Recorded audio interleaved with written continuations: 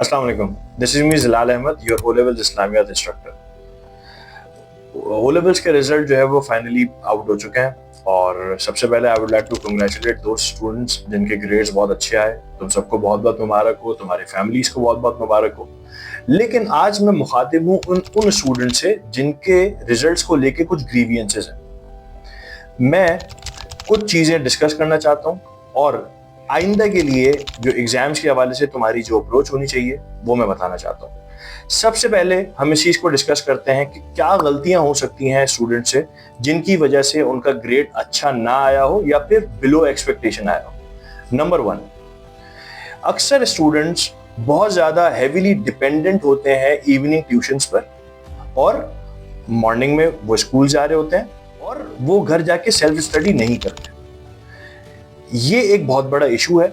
Self study ना करने से जो सबसे बड़ा प्रॉब्लम आता है स्टूडेंट्स को वो ये होता है कि उनको लिखना भी नहीं आता और अपने दिमाग में जो आंसर्स को जैसे प्लॉट करना चाहिए वो भी नहीं कर पाते. नंबर 2, बहुत सारे स्टूडेंट्स एग्जाम से पहले जो टीचर्स की वर्कशॉप्स होती हैं उनमें उनको ज्वाइन करके वो ये समझते हैं कि वो पूरा सिलेबस कवर कर लेंगे और कुछ ऐसा जादू हो जाएगा जिससे उनका ग्रेड अच्छा आ जाए. ऑब्वियसली ये ऐसा नहीं हो सकता.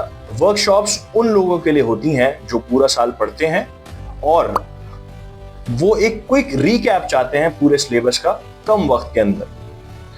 इसी के साथ साथ बहुत सारे ऐसे स्टूडेंट्स हैं जो सिर्फ क्लास के अंदर लेक्चर्स को सुनते हैं या फिर किताब खोलकर पढ़ लेते हैं, पास पेपर को खोलकर पढ़ लेते हैं और लिखने की प्रैक्टिस नहीं करते हैं. देखें, इस्लामियात के अंदर जो सबसे बड़ा चैलेंज जो स्टूडेंट्स फेस करते हैं वो होता है टाइम मैनेजमेंट. अक्सर ऐसा होता है, obviously most of the times Islamiat जो है वो आपका पहला पेपर होता है और आपकी पहली अपीयरेंस होती है इस्लामियात सीआईएस के अंदर. आपका पहला एक्सपोजर है.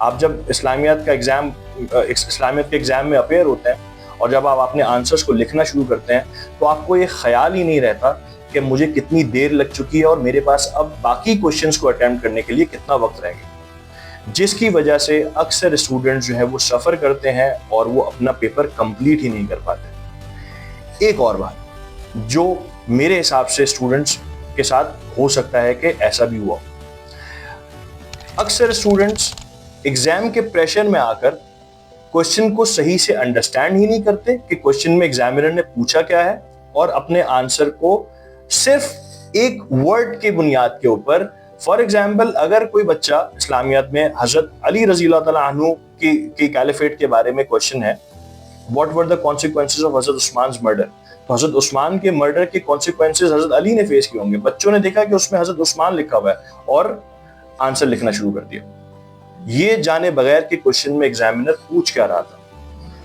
अक्सर स्टूडेंट्स ऐसे पेपर्स को अटेम्प्ट करने के बाद बड़े खुश होते हैं कि हमने पूरा पेपर भी कर लिया, बहुत कुछ लिखा सर, हमारे ग्रेड्स बहुत अच्छे आ जाएंगे. लेकिन जब रिजल्ट आता है तो फिर वो बहुत ज़्यादा डिसअपॉइंटिंग होता है. तो अब आइंदा के लिए क्या करना है? आइंदा के लिए करना ये है कि सबसे पहली बात सेल्फ स्टडी करना है.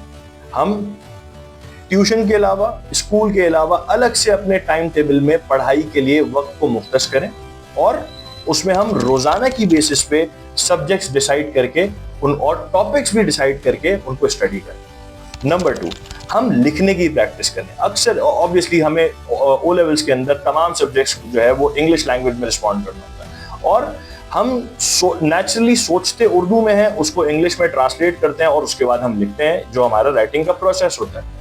लेकिन जब हम घर पे खुद से राइटिंग की प्रैक्टिस करेंगे तो ये सारी की सारी चीज़ों को हम घर पर ही ओवरकम कर लेंगे जो हम एग्जाम में हमारा टाइम कंज्यूम कर लेते हैं. इसके अलावा हमें जो है वो पूरा साल पढ़ने की ज़रूरत है.